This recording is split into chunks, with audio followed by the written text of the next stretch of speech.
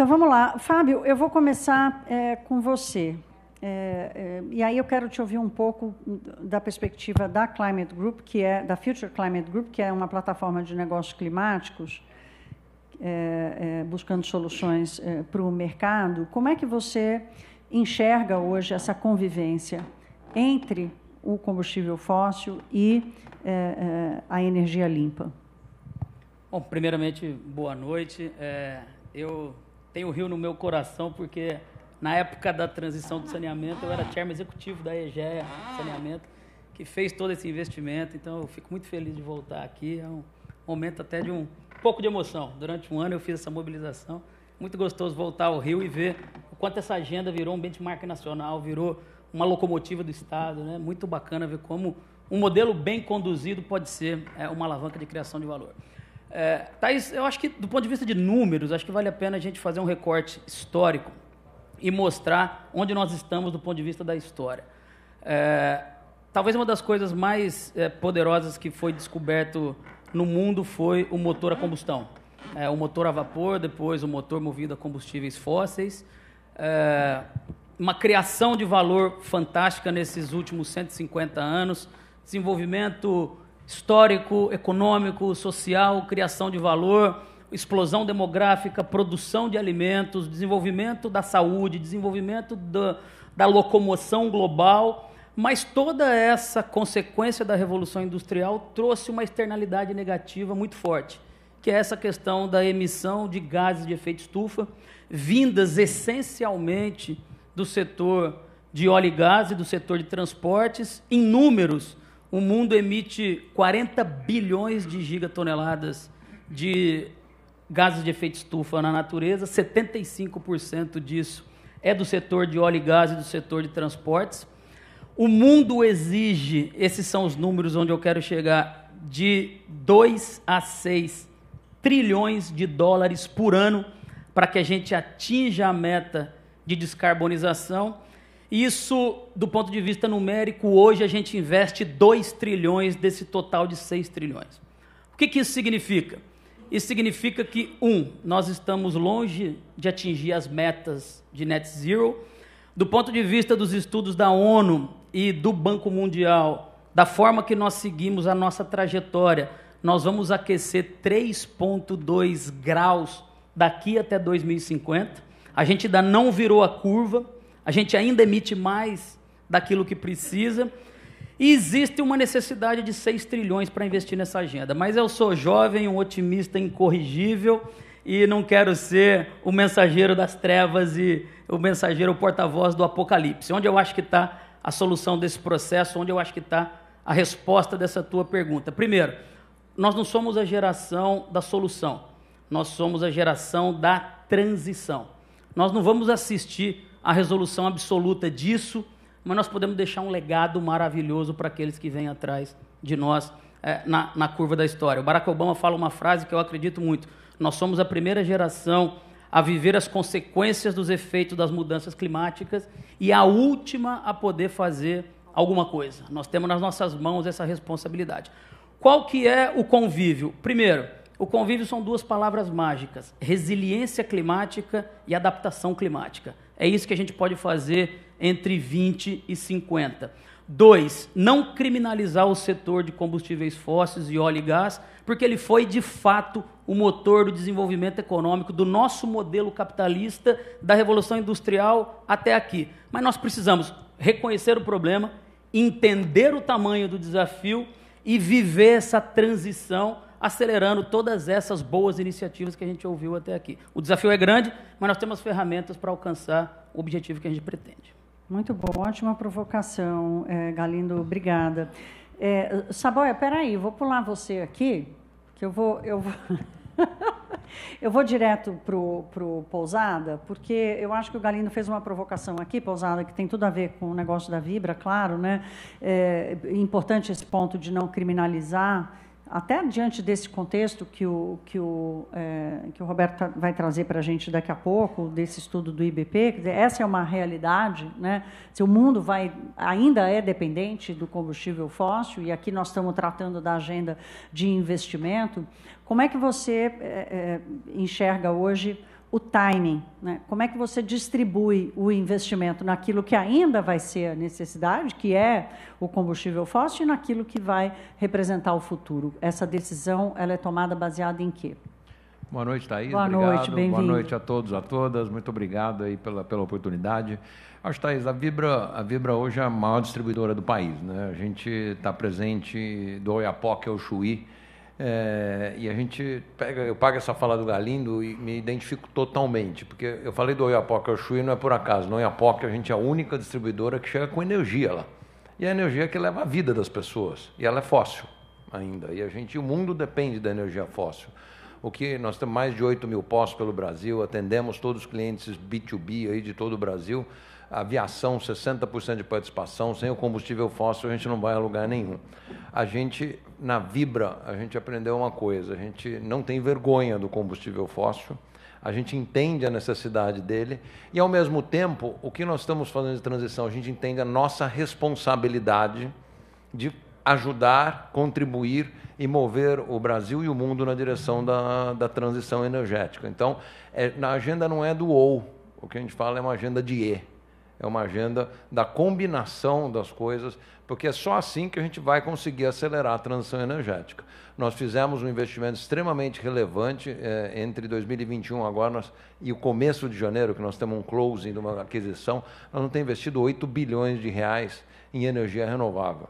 Então, assim, nós entendemos o nosso papel, entendemos que temos que seguir. Nós fizemos a aquisição da Comec, uma das maiores empresas de energia solar do país, e a gente entende que tem vários movimentos nesse sentido. Nós estamos cada vez mais investindo em infraestrutura para o etanol. O Brasil hoje, já 45% da nossa energia, versus 15% no mundo, ela é renovável. Quando falamos em energia, inclusive etanol, combustíveis. Então, esse movimento da Vibra, a gente agora vai crescer muito no etanol. O etanol de milho está levando o etanol mais longe. Antes ele não conseguia chegar competitivo no norte e no nordeste, agora vai chegar. Nós estamos tendo bases, tanques adicionais, investimentos, e temos certeza que o etanol, na nossa matriz energética, vai ser cada vez mais fundamental. E também pequenos movimentos, mas que também eles são representativos. Por exemplo, a gente foi a primeira empresa do país a usar o diesel verde, que é o HVO, aqui no Rio de Janeiro, no aeroporto do Galeão.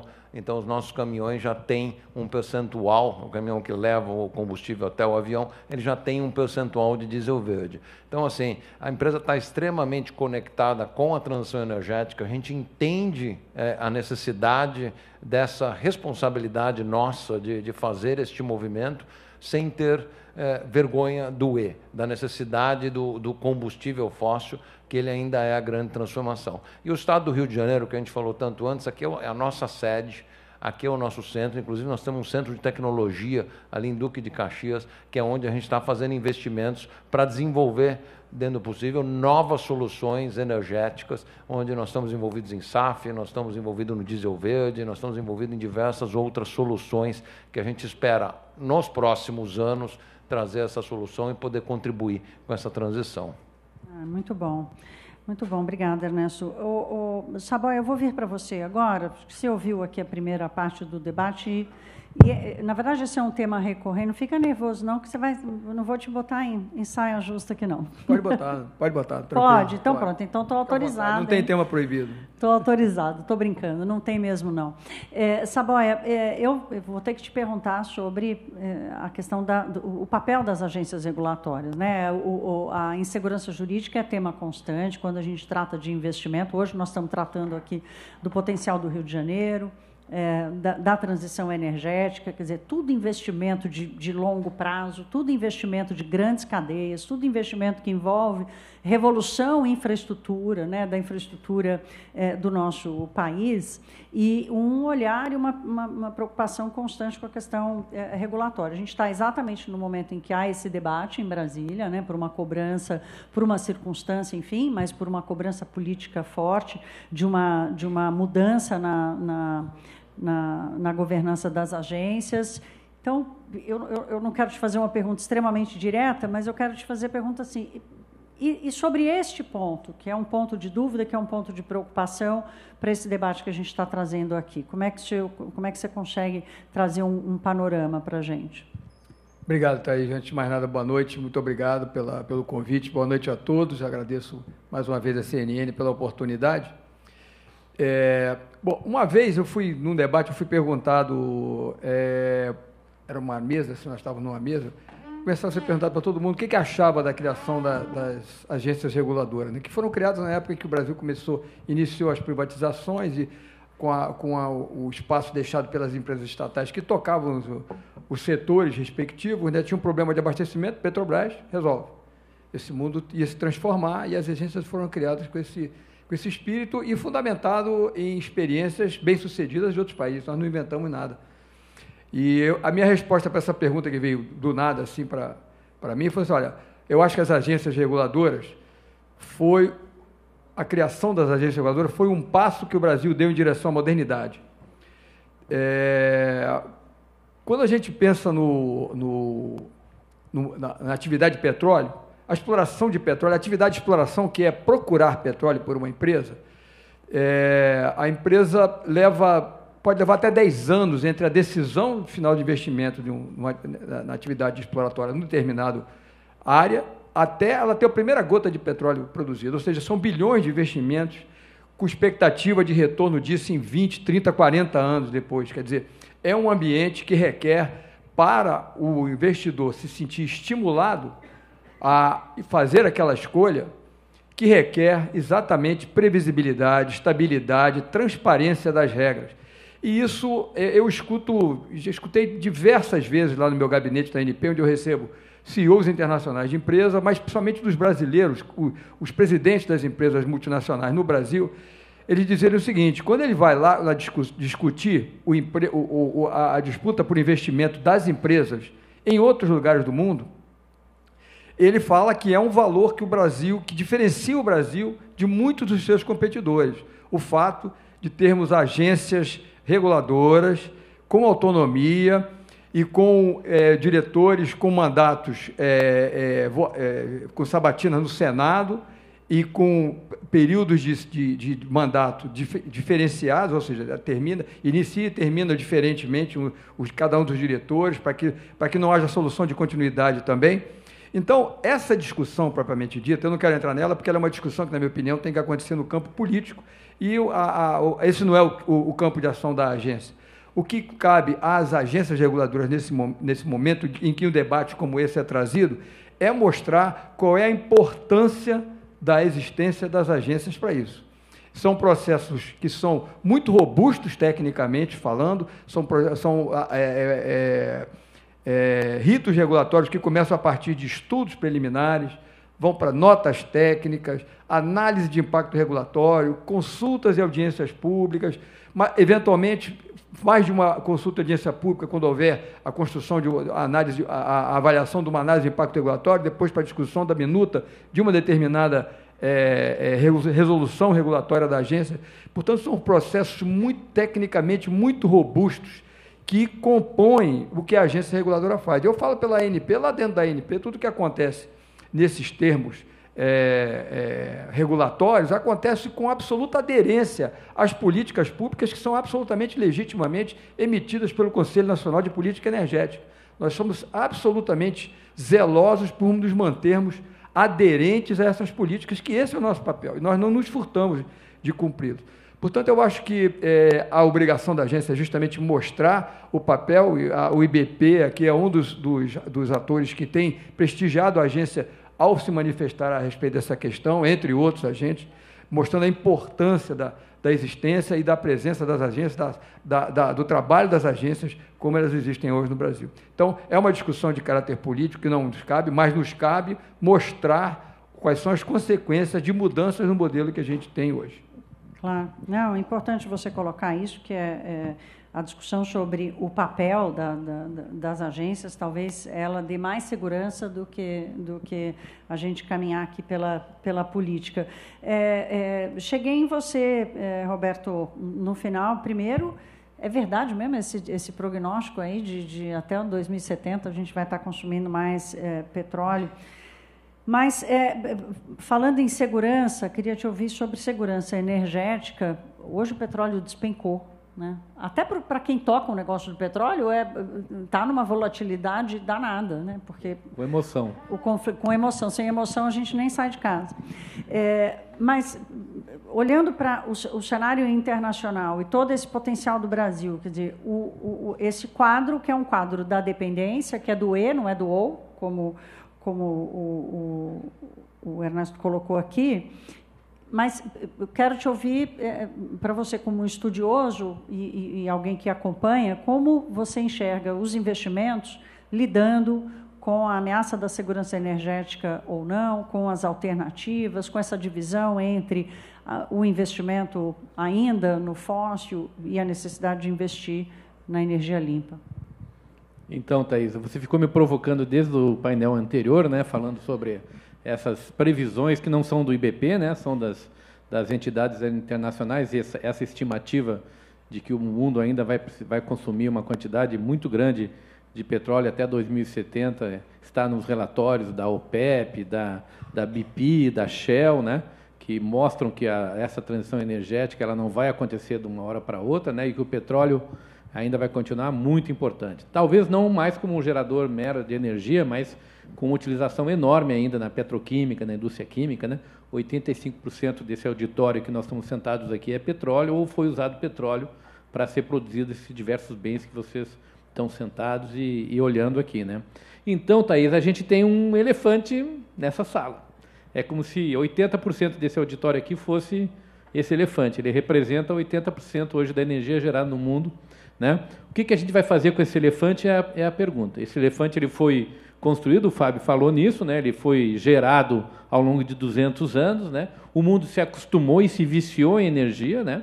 Uma energia barata, uma energia disponível, uma energia confiável, né? E ele está sentado aqui olhando, esse elefante está olhando para você. O que a gente vai fazer com ele? Nós vamos dar um tiro na testa e vamos dizer, sai daqui que a gente vai colocar uma outra coisa no teu lugar? Não vai acontecer desse jeito, né? Existem 23 trilhões de dólares, que é basicamente o PIB dos Estados Unidos, em ativos no mundo hoje que são diretamente relacionados ao petróleo e à indústria fóssil. Se a gente for abrir mão dessa indústria de uma hora para outra, nós vamos gerar uma coisa que é seríssima para o Brasil, que é a pobreza energética.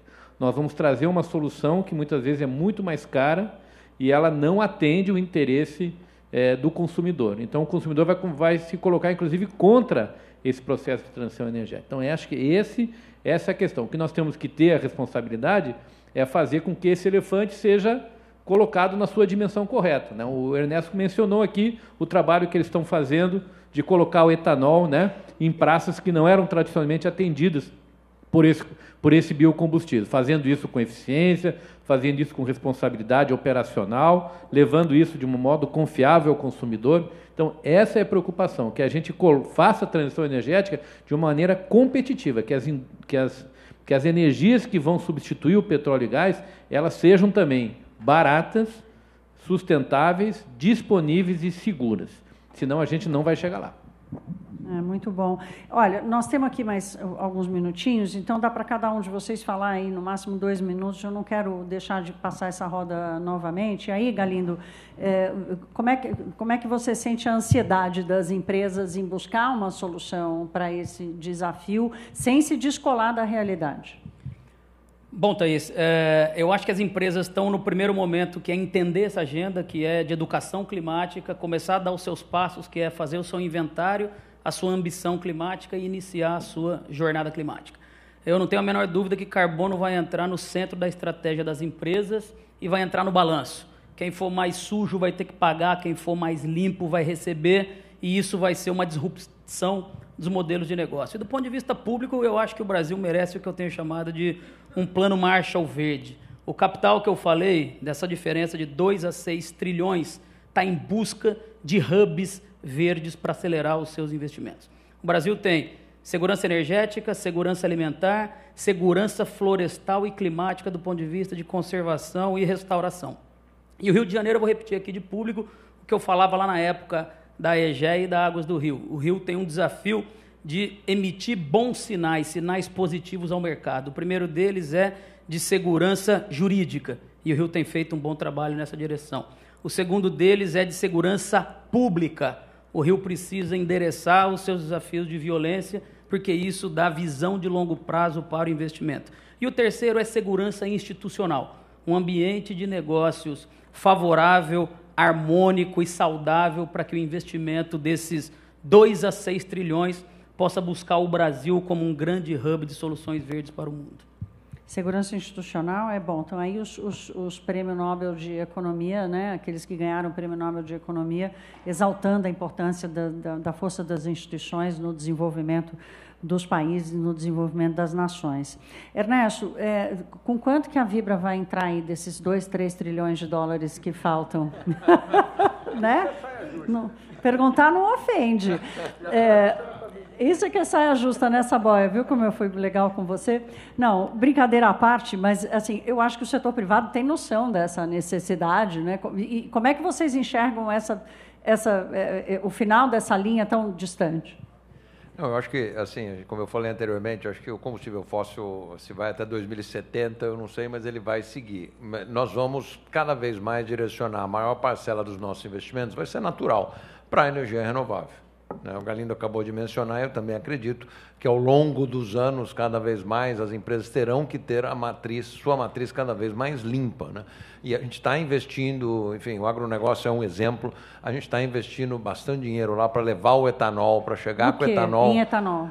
Em etanol e também através da Comec, nós estamos investindo em painéis solares acoplados com baterias, para você poder também gerar energia em fazendas remotas, que às vezes estão fora da capacidade, e lá você consegue, durante o dia, gerar energia solar e armazena essa energia durante o dia para poder depois usar em períodos que não tem sol, para irrigação e outros modelos. Então, o que nós vamos ver, né, eu não tenho esse número exato aí de quantos trilhões nós vamos investir, gostaria de estar investindo esses trilhões, mas acho que não vai chegar a tanto, mas que ao longo dos próximos anos, naturalmente, o que nós vamos ver é os investimentos, se hoje eles são 70-30, eles vão virar 30-70, 10-90, e nós vamos ver cada vez mais a gente investindo na transição energética. Isso eu não tenho dúvida nenhuma, é um caminho inexorável, é o caminho que nós vamos. E talvez inevitável, né? Se quiser se manter como negócio, né? Até do ponto de vista da percepção da sociedade, inevitável. Da demanda. Na nossa visão, né, o combustível fóssil vai seguir crescendo mais uns 10, 15 anos no Brasil, mas depois ele vai entrar, sim,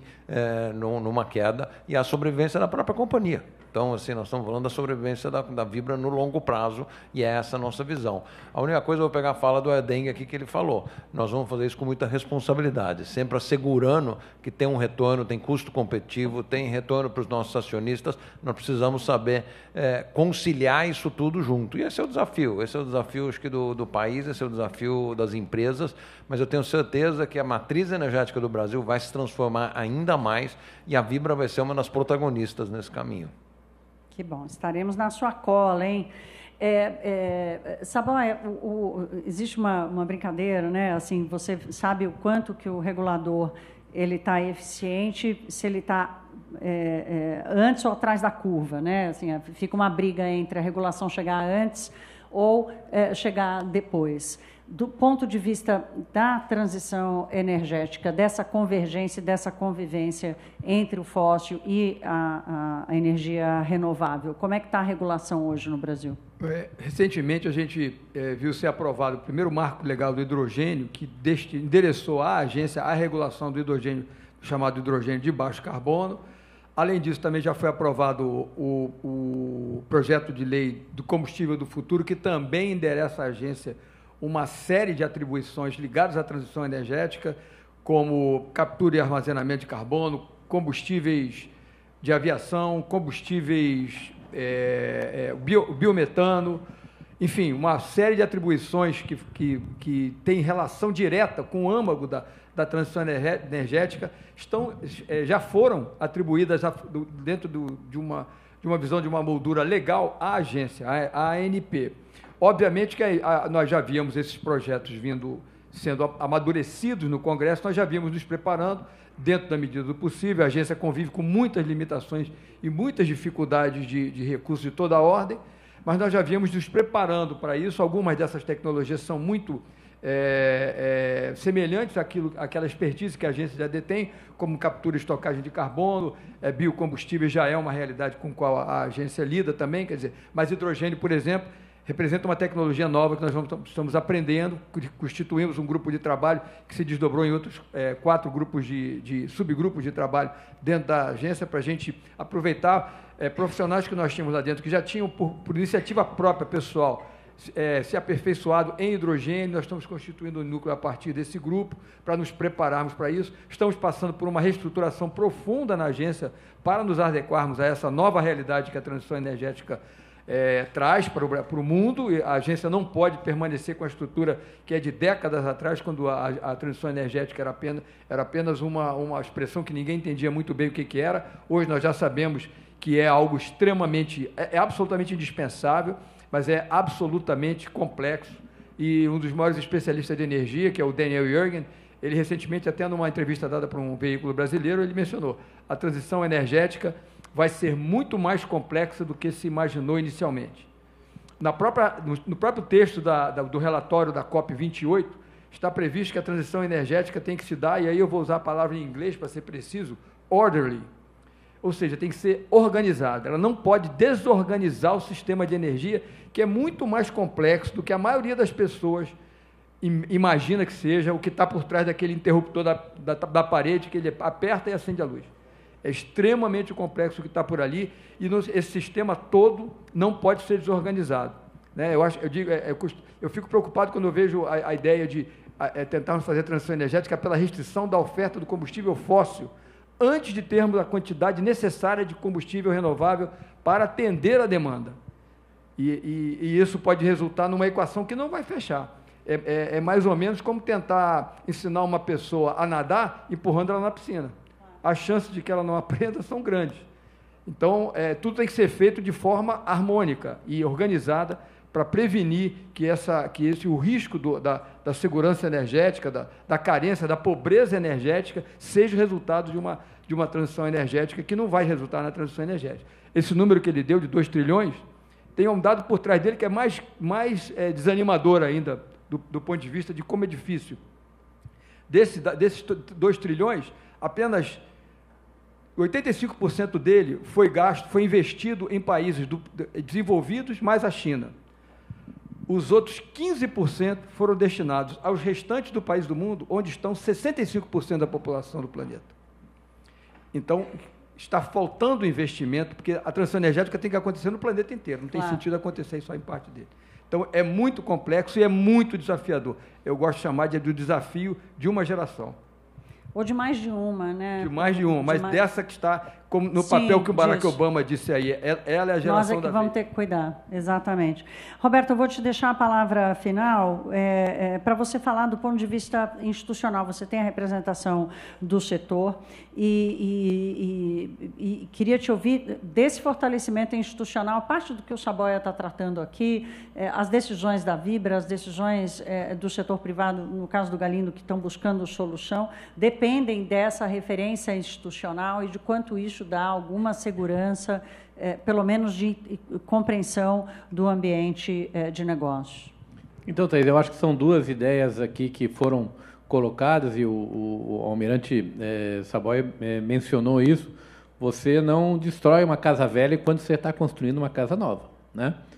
Então, esse conceito é um conceito importantíssimo. Você tem que manter uma estrutura que forneça aquilo que a sociedade demanda no dia a dia, né? E a segunda ideia, né, é a ideia de que o mundo descarbonizado não será um mundo sem hidrocarbonetos, né? Ele vai continuar tendo um papel relevante, né, ao longo das próximas décadas. Ninguém sabe exatamente quanto, né? Aí os números, claro, divergem bastante, né? E tudo isso se faz dentro do ambiente de longo prazo, né? O almirante mencionou aqui o tempo de maturação, né? É por isso, por exemplo, que nós, no IBP, defendemos a exploração de petróleo na bacia de Pelotas, na margem equatorial brasileira, porque senão, em 2032, 2035, nós vamos começar a importar petróleo. O Brasil hoje, que é o 9º maior exportador de petróleo do mundo, é o 2º item da balança comercial brasileira, hoje um petróleo descarbonizado, com baixo teor de CO2, nós vamos abrir mão desse conhecimento que é brasileiro, né? O Brasil não é líder mundial em muitas áreas da tecnologia, né? Nós temos algum conhecimento na área da agricultura, somos muito competitivos. A aeroespacial também somos competitivos. E o terceiro setor é o setor de exploração de petróleo em águas profundas e dos profundos. O Brasil desenvolveu, ao longo de 70 anos, com muito esforço, com muito dinheiro público, inclusive da cláusula lá de pesquisa e desenvolvimento, essa tecnologia que é brasileira. Nós vamos abrir mão disso, né, para deixar algum outro país ocupar o nosso espaço e vender para o mundo petróleo, em vez de nós, brasileiros, que temos aqui reservas e conhecimento e tecnologia, será um erro estratégico brutal. Oxalá não cometeremos, Roberto. Bom, aos 4, obrigada. Estou gostando de ver essa plateia cheia, gente. Casa cheia para a gente no CNN Talks é um privilégio. E mais ainda saber que esse é um debate que desperta curiosidade e interesse e a decisão de vocês de estarem aqui com a gente hoje. Obrigada. Obrigada aos 4 mais uma vez.